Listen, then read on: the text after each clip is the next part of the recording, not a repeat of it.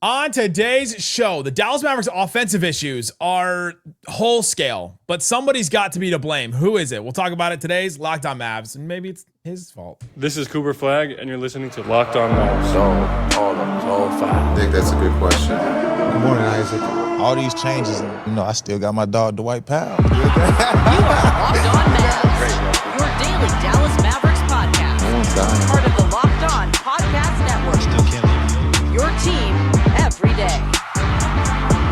And welcome. You are locked on to the Dallas Mavericks, your team every day. My name is Nick Angstadt, media member covering the Mavs for over 10 years. Today's episode brought to you by Game Time. Download the Game Time app, create an account, and use the code LOCKEDON for $20 off your first purchase. Joining me, as always, the post-game prodigy from the great Slightly Biased YouTube channel. What'd you see from the Dallas Mavericks tonight, Slightly Biased?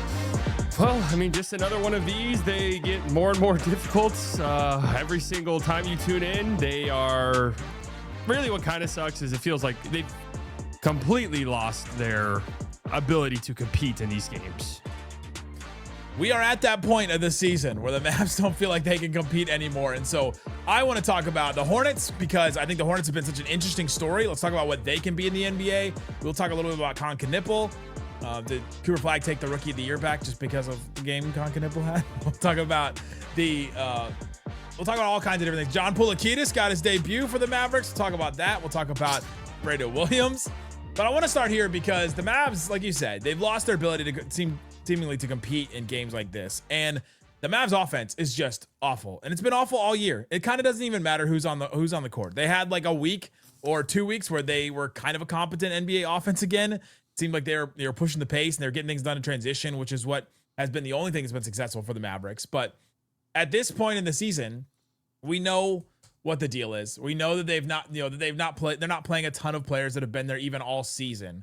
But to have another game where you have a 90 offensive rating, like 90, like just absolutely nothing. And then you watch a team like the Boston Celtics without Jaylen Brown, without their starting center. Like you watch teams like that and you go, man, like at least those teams. You watch a team like the Utah Jazz without Lauri Markkanen, Nurkic, Jaren Jackson Jr., Walker Kessler, and they still will have competent, like good games. And I wonder just where the blame goes for something like that. Is it just available talent? Is it just the injuries? Is it coaching? Is it about who's available between the guys that are out and whatnot? But it does not seem like the Mavericks have any way of like competing on offense or even creating a feasible offense, because the big story of this game was the Mavs made 3 threes. Three. They were 3 of 23 in this game, and the Hornets were 20 of 51. You got outscored by 51 points. Yeah. We've had this exact conversation a million times. I think it's a mix of, I really do think it's a personnel thing, really. Like, this offense not only has an incredibly low floor currently because of the personnel, but without Coop in the mix, who is like your only real high, firepower guy, and Kyrie not there all season, you also have an incredibly low ceiling. So like you're just kind of in this range where it feels like it's a rare event if you pop off offensively at any point. And yeah, there's no shooting. There's not a lot of on-ball creators. You have to get real creative with your offense. And, we talk about some of these other teams like Utah. There's not a Keontae George on this team. Right. Or playing. Right. And there's not like I know he's out now with a facial reconstruction surgery, but there's not even like a Nurkic really who you can operate as like this offensive hub center. Like you don't really have that on this team anymore either. And a team like Boston, not even really comparable, because even with all their guys out and even in games that Jaylen Brown misses, all of the other guys are at least capable of shooting enough that defenses have to sprint out to them at the 3-point line, and then those guys can dribble and spray the ball out. And the Mavs don't have any of that. So yeah, it's tough to watch. How many players on the Mavericks would players even close out on right now? It's like, Max, maybe Middleton, probably. Yeah. probably the end of the list. That's really probably it. Because, Clay didn't play in this game. Flagg didn't play in this game. We're not talking about Kyrie. He hasn't played and he won't play. B-Will, we know, is not a shooter, and I thought he was good tonight. Like, he was probably the lone offensive bright spot. B-Will is not a shooter. PJ's not a shooter. He's been dreadful. Gaff's not a shooter, obviously. Caleb Martin will shoot. And I love him for that. Like, I love the fact that he's shooting more, right? Like, it's dangerous if you're sitting courtside, but he's at least putting him up, and I respect that. And, yeah, A.J. Johnson just, man, has he made a 3 yet on the Mavs? Yes, he did, because I noted it and I remember the very specific 3 it was. That's probably not a good sign that I know exactly. If you could pinpoint exact 3s, it's not a good sign at all. I talked about it on the post game. It was the one where it was the game that you weren't here for, because I remember talking about it, because he hit a 3 and the other team calls a timeout and he goes to the bench and he sits down right next to Klay Thompson. I'm like, what an experience for that guy to hit a 3 in an NBA game, to go down and sit next to Klay Thompson and get to talk about it and like walk through how that happened and everything. Like that's veteran leadership right there. And that's why you keep vets around for moments like that. But he has not hit one since. So, Before the show started, we both said that we had a stat we wanted to tell each other, and I'm wondering if it's the same one. So, yeah, do we want to do it on 3? Okay, yeah. 1, 2, 3. The Mavs are leading the NBA with the amount of games they've had where they made 3 or less threes. That is the exact one I had. Game number 3. You know how many other teams have done that? Orlando's done it twice, and that's Orlando's done it twice. The Mavs have it 3 times where they've hit 3 or less threes, and it's been 3 exactly, by the way. And the Mavs had 2 for a long time, and I was like, oh my gosh, are they going to be the first team to have 2 made threes? Like, between them and Orlando, you don't want that stat. Orlando's offense has been the talk of why they can't compete for the longest time. I mean, they haven't been outside they haven't been in the top 20 in offense since Dwight Howard played for the team. You don't want to be in the same stat category as the Magic, even this year. And one of the things we talked about preseason, because we knew this was going to be kind of a problem, the 3-point stuff, but some of it was, okay, but can you generate enough quality threes that your percentage is high? Because we've seen teams sort of survive, right, with the frequency being low. But if you generate enough good shots that even though you don't shoot that many, but you make them, like this was the Thunder last year, then it all sort of evens out. And they're not doing either. So you just don't stand a chance. That's just it. You don't stand a chance. And my big takeaway from that really is like going into next year, if you think this team could maybe make some tweaks and get a second-year leap from Coop and Lively and Kyrie back, hey, maybe there's a chance this team's like a little frisky and competitive next season, sort of similar like the Suns this year. They have to do a 180. Like they cannot replicate this. This will not work. Like if you look at the frequency, bottom of the leaderboard with frequency, Sacramento, horrible team. Dallas, horrible team. Detroit, I mean, that's just their brand of basketball. Houston, threes made, threes taken, threes attempted. Yeah. New Orleans, terrible. Toronto, Orlando, like there's some decent teams mixed in there. So that's kind of where it goes back to you have to combine it with either something else that you're doing at an incredibly high level, like in Detroit's case, bludgeoning you at the rim and playing defense, or you have to make your limited threes. And the Mavs went into this season and we're like, all right, our superpower is going to be size, because we've got Lively, Gafford, Anthony Davis, we'll have PJ, we'll have Flagg, we'll have all this size, and that will negate any of the 3-point issues we're going to have. And just immediately all that size was gone. Yeah, and then they didn't have a plan B for it. And then D'Angelo Russell, who's going to be one of their only positive shooters on the roster, was immediately not a factor. Jason Kidd just completely sent him to Siberia and sent him away. And then they traded Hardy, which is another one which we're not upset about, but they just did not have enough. They don't have enough 3-point shooters, and even the ones they do have, they're not creating shots for them. Max went 1 of 9 from 3, and some of his threes looked really bad, but he's creating them for himself, which is not how he creates threes. So I don't even really blame him for that. Yeah, and some of Max's were like in the shot clock heaves as well. I mean, this whole offense. This is why March basketball, man. I don't know. Even when Coop comes back, what am I supposed to take away going into next year for any of these guys? The way that they're playing right now, it's not translatable. There's nobody thriving within it. So if there was I was going to say, if there was like someone who was just thriving despite these offensive struggles, I'd say, wow, that's really impressive. You're not even really seeing that.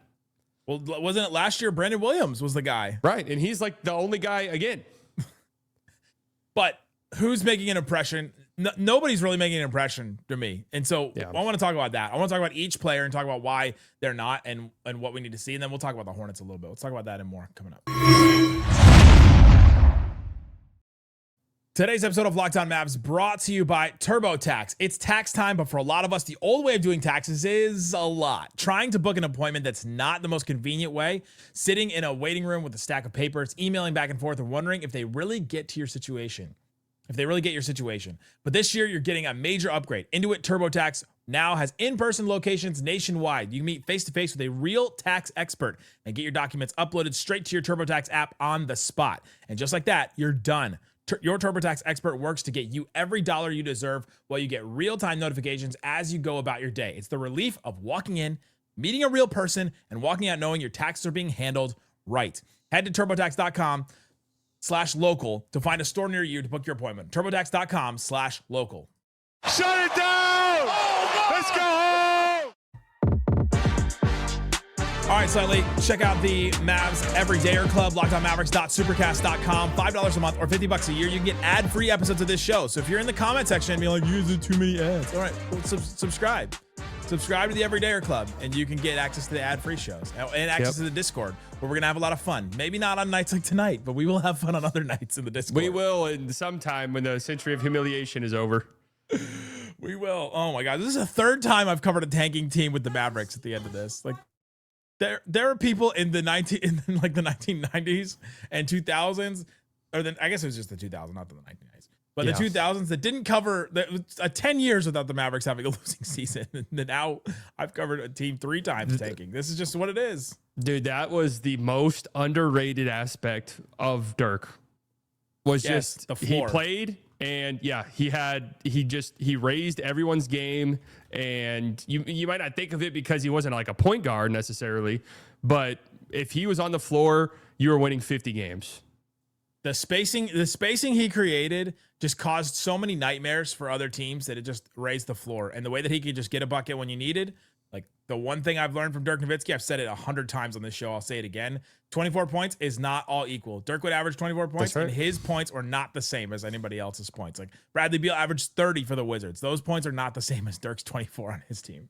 That's why LeBron James says 2 points is not 2 points. I'll explain later. Well, he has 40,000, so I don't know. Is his 40,000 the same as? So he knows 40? Better than anyone else. 40,000. Nobody's making an impression of me. We were waiting for somebody to be like all right. At least the end of the season, let's get a look at some of these guys. You mentioned Brandon Williams being the only kind of bright spot. He did have 18 points, 10 of 11 for the free throw line. We know he can do that. We know he can drive. We know he can get to the free throw line. 1 3-point attempt, over 1 from 3. 1 assist in this game. He's just not doing any of the other things. Like him and Max Christie are complete opposites to me right now at what we're watching, because Brandon Williams is not really doing anything else outside of his own game. And Max Christie is doing a bunch of things outside of his own game. He's 4-15 from the field, taking pull-up threes, running the pick and roll, doing stuff that you wouldn't really expect a Max Christie player to do. It seems like the coaching staff has asked him to like try to expand his role, and we're just seeing him get, pun intended, maxed out and in what his role is going to be on this team. And Brandon Williams is like, all right, show me something else. Like take 5 threes in a game, take 7 threes in a game, and let's just see what happens. Like create some of those opportunities, but. I mean, we know what Brandon Williams is at this point. Yeah, I mean, it's it's not even really fair to B-Will, because I think what he is good. It's just this team just needs so much. Like I don't, in the right sort of situation when he's just a bench guard and there's no reasons why he's starting or having to do X, Y, or Z. Like, I think that's a great situation for him. This is just unfortunately not a great situation for him or anyone, like we've been saying. And yeah, Max, I just think we've seen Max Christie's just going to be a 3-and-D guy. And that's just kind of where I'm at. And there's absolutely nothing wrong with that. And there's tons of value to be had there. So I think you just have like a pretty rock solid 3-and-D guy for Max Christie. Again, though, we've seen him take some pull-ups. There's no spacing on the floor, so there's no space. And he's not a great space creator. I did think he had some nice drives today against aggressive closeouts, which is nice to see. But, he had 2 line drives in a row against our old friend Grant Williams, where he just got straight to the rim around him. Right. Like he's shown he's capable of that, which is nice. So when I'm sure we're going to talk soon about the Hornets and maybe the way the Mavs should look to build a team moving forward. That type of, I can shoot threes, but also if you try to run me off the line, I'll drive and finish or kick out is very important. So I do love that for Max. But which is another thing Dirk gave was options, because he could put the ball on the deck. He could post up. He could post up at the free throw line, post up on the block. Man, that really is my goat. Spot up from three. I mean, you're telling me. You're preaching to the choir on that one. Love that, man. Ryan Nembhard, not really making an impression on me either right now. Played 21 minutes. He did go out with he hit Dwight Powell and him had a collision in the third quarter, and so he went out, but he ended up coming back in this one. But 6 points, 4 assists, 5 boards in this one. 3 steals, just a good sign, but 2 turnovers. He made one of the 3 threes, so shout out to him. But I don't know what like the difference between where he was the first couple of weeks when he was playing and now. You just see how an Anthony Davis presence matters in moments like this, and how like Nembhard could feed off of that and could play off of a guy like that, and now he just does not have that at all. And you're like, all right, well then what are you doing? And playing with the Gafford or playing with a Musa Cisse just is not the same. Yeah, it's one of those weird things where like some of these advanced stats are good, and I think they're very helpful and beneficial. But sometimes it doesn't correlate and there's more context needed. And I don't even know how you would really empirically do that because like the AD had the 80's on off swing with the Mavs. The team was better when he was off the floor versus when he was on it. But there's a reason why their record with AD was at least like around 500, still not good, but around 500. And their record without him is absolutely putrid. And it is just because I think it just makes everything easier top to bottom for the whole team. And obviously they're without that guy. And Coop could kind of be that as a rookie. But yeah, we're approaching, and he might come back. Who knows? He might play in their next game on Thursday, the way that Stein's report kind of sounded. He was doubtful. Friday. You think so? Yeah. They have a back-to-back, so they'll probably go Celtics. They could play for the Celtics game. Who do they play on Thursday? Orlando. How many made threes in that game? Total? This is 4.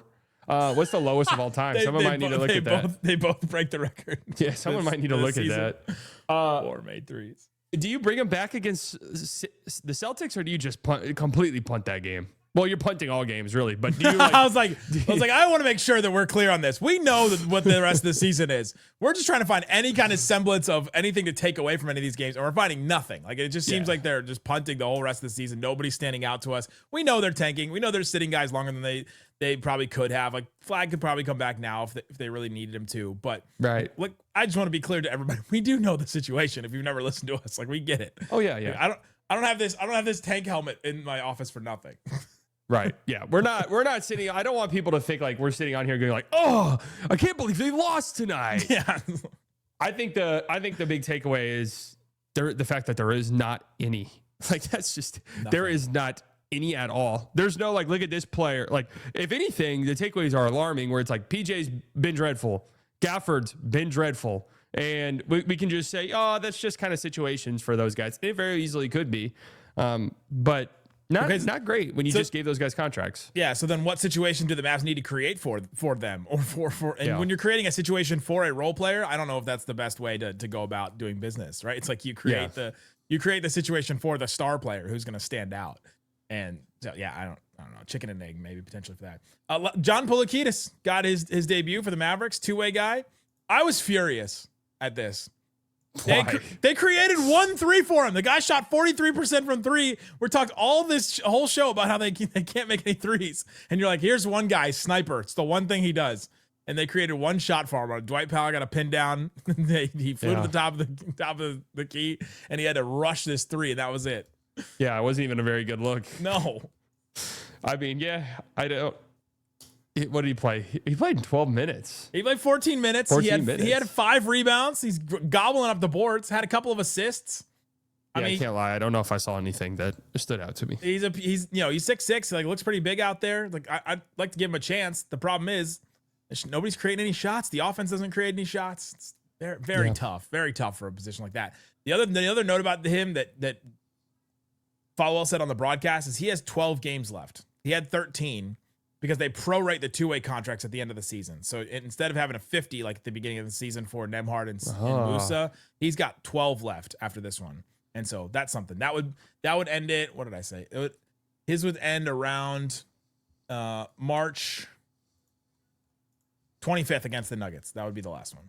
Yeah, I mean, listen, I'm happy for him. Made his career debut tonight. I was hoping that he could get a bucket or something, but I'm not factoring him into future plans. And God bless them. I don't mean that I really don't mean that in a mean way, but future plans are redundant, but that's okay. Coming up, I want to talk about the Hornets because they've been an interesting team. Can you not have current plans? Current plans, future plans? Yeah, I've got a current plan that it's literally happening right now, and then a future plan that is going to happen in the future. If you're executing current plans, isn't this just like I don't know, it's not a plan anymore. It's already. Well, then why do they say it's all going according to plan? Because at that point, it's all going according to situation. Well, doesn't according to plan mean that there is more plans to come? Isn't it all just one big plan? We're all under God's plans. That's true.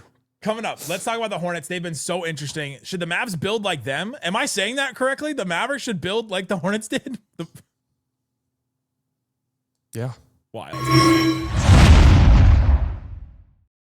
Today's episode of Locked On Mavs brought to you by Game Time. The Mavs don't play for a while, so I can do this ad. There's nothing like being in an NBA arena, the crowd, the energy, the moment. Getting tickets, though, that part hasn't always been so simple. So if you're in Charlotte, North Carolina, you want to go see all the people with the moose hats and you want to go hang out with people at Con Knipple and watch those games, you can go do that. That's why Game Time has become the go-to app for scoring tickets fast without the hassle. Puts the advantage back where it belongs with you, the fan.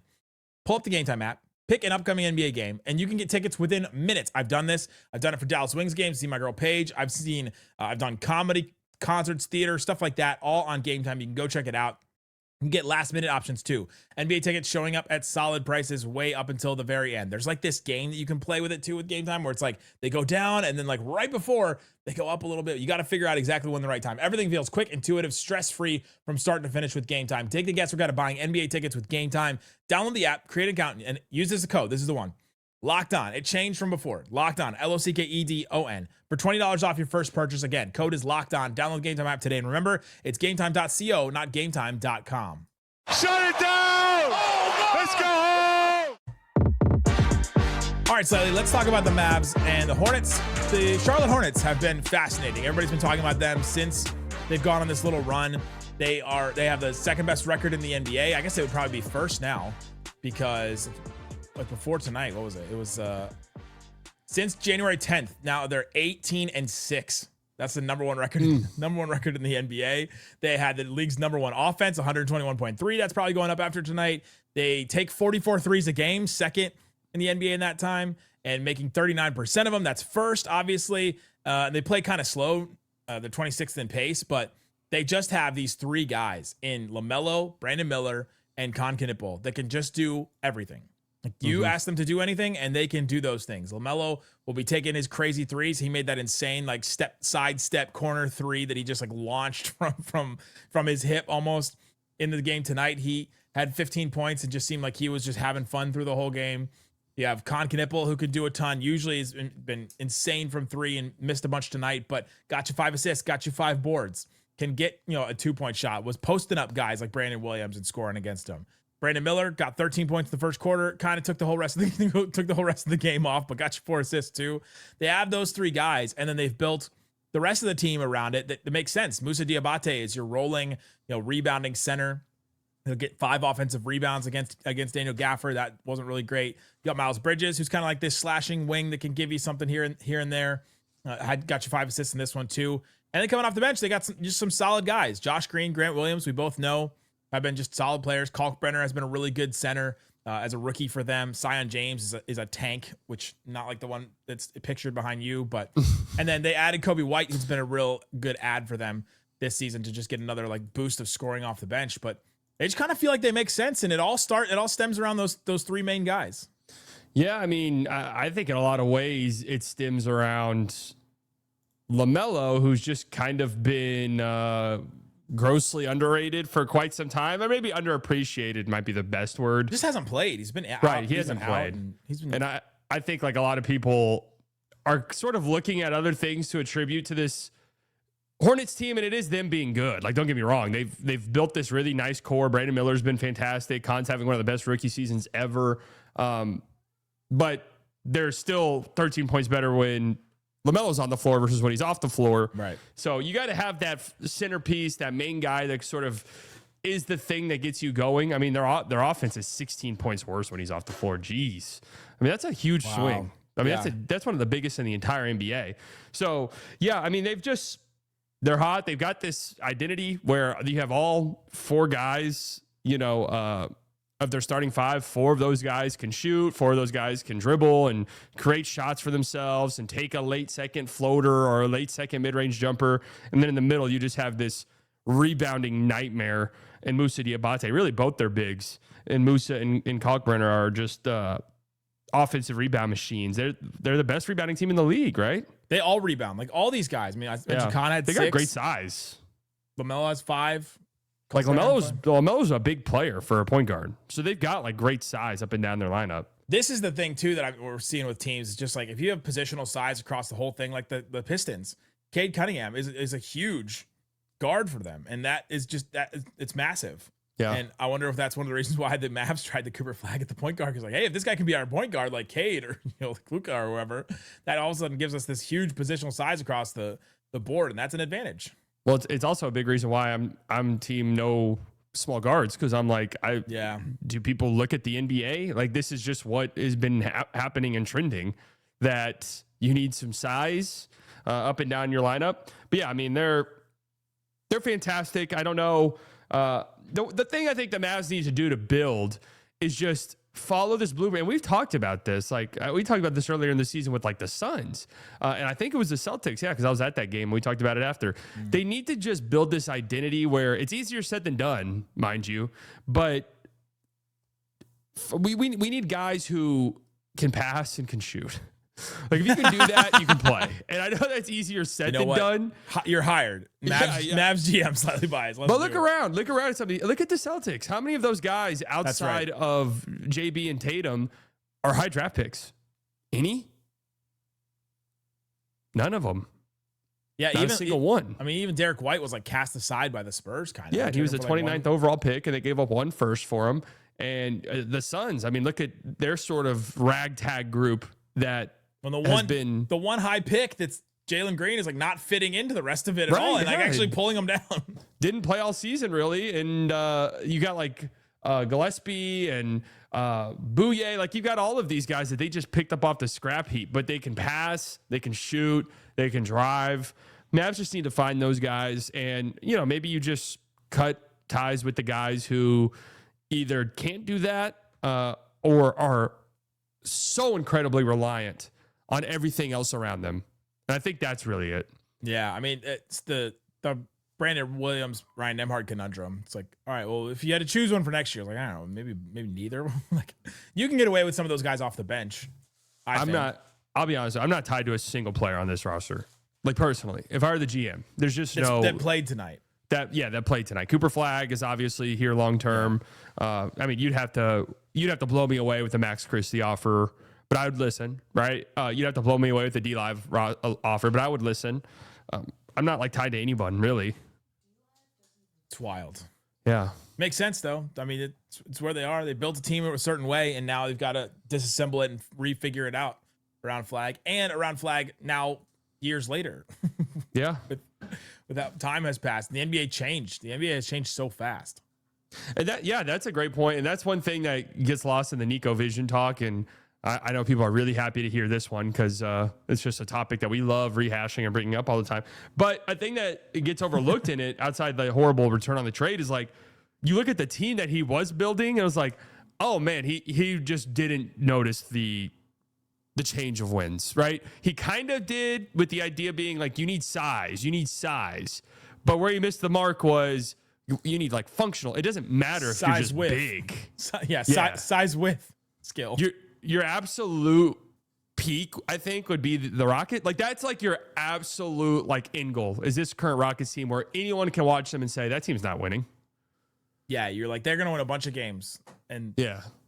And they'll be frustrating. They'll have good metrics and stuff, but you'll watch them and they'll just be a frustrating team because their ceiling is not that high. Nope. They've got to make you watch a team like the Celtics and it's like this team might win the NBA Finals. Like they might win the finals this year. They're that good. And if you do have a smaller guy like a Cason Wallace, they've got to be just elite at something. Yeah. Absolutely. An elite defender, an elite shooter, like an elite something. Pritchard. Yeah, well, and the thing about like a Peyton Pritchard, I kept thinking about watching Brandon Williams tonight. I was like, the ratio of 1 3-point attempt, 1 assist, like that's just those are just not like 2026 guard ratios anymore. At least not starting guards. Like you gotta, right. You have to shoot. Like you really do. It's such a hindrance on the rest of your lineup configuration if your guards cannot shoot. Hey, you just pack the paint and or just even just step in a little bit. And it's tough. All right, even like LaMelo. I mean, LaMelo is really one of one, man. I hope this Hornets team makes the playoffs and they go on like me too. At least like a fun competitive first round series. Well, they're 9th right now. They're tied with the Hawks and they have the tiebreaker over them. They're two games. They're 2 games back from the Heat, 2 games back from the Magic, 3 back from the Sixers for 6th. I mean that is in play for sure for them. Is that updated? Because is that like are they? Yeah, they're 31. They're 31-31 now. Okay, and the Sixers are getting blown out. So that's interesting because I mean they so clear any of those other the typical run of the mill play-in teams that are in it every single year in the Imagine Eastern they Conference. play the Knicks. Imagine they play the Knicks in the first round and the Knicks have like a weird series where they just... I mean, I don't want. We always do this with these 8s. This happens every single year with an 8 seed where it's like, oh, I don't know about this. Like, It's going to happen in the West too because people will do Kawhi. Well, the Mavs are getting Anthony Davis back. yeah, that's true. We did hear that a little bit last year. We're like, I don't know, this team in the play-in. No, but Lively's coming back. If you're the Pistons, do you really want to see are you? The Heat, bring them on. We don't care. Fine. Magic, the Magic, absolutely. we don't care. The Hawks, we don't care. Let's do it. The Hornets, it's like, okay. Like, oh my God, we got to play this team's going to take 53s against us. And they're also one of these teams where it's like, would it shock you if LaMelo was just like, yeah, playoff time, I'm going to make 7 threes a game? Or Con Canel's like, I'm shooting 55% from 3 this series. That would not surprise me at all. No. Or Brandon Miller is like, hey, I'm getting 40 in one of these games. Yeah. They don't strike me as a team that would be scared. No, they'd almost do the opposite. We're like, oh my God, maybe like rein it in like a little bit. Yeah. Which, hey, that's what you need sometimes. Oh, we didn't even talk about the former Mavs popping off. Well, we talked about Grant Williams getting driven by, but yeah, Josh Green had 3 threes. He had 11 points. Would have been a team. Would have doubled the total of the Mavs. Yeah, Josh Green had 3 threes, as many as the whole Mavs team. Grant Williams had 4 made threes. That's more than the whole Mavs team. Good for Grant. I'm happy he's back and playing though, for real, and like actually having an impact. I am too. Yeah, he was one that I was rooting for. Him and Josh Green were guys I was rooting for. But I was like, man, at the times it was like trade Josh Green to get PJ Washington. All right, that makes sense. Both those trades made sense. Or trade Grant Williams to get it just made sense. There you go. Check out Slightly Biased, great YouTube channel. Good stuff happening all the time over there. We'll have more. Check out the Everydayers Club, LockedOnMavericks.supercast.com for ad-free episodes of this show. Check out Isaac's episode about the draft yesterday. Thanks so much for listening to Locked On Mavs. Peace out. Boom. We'll be better.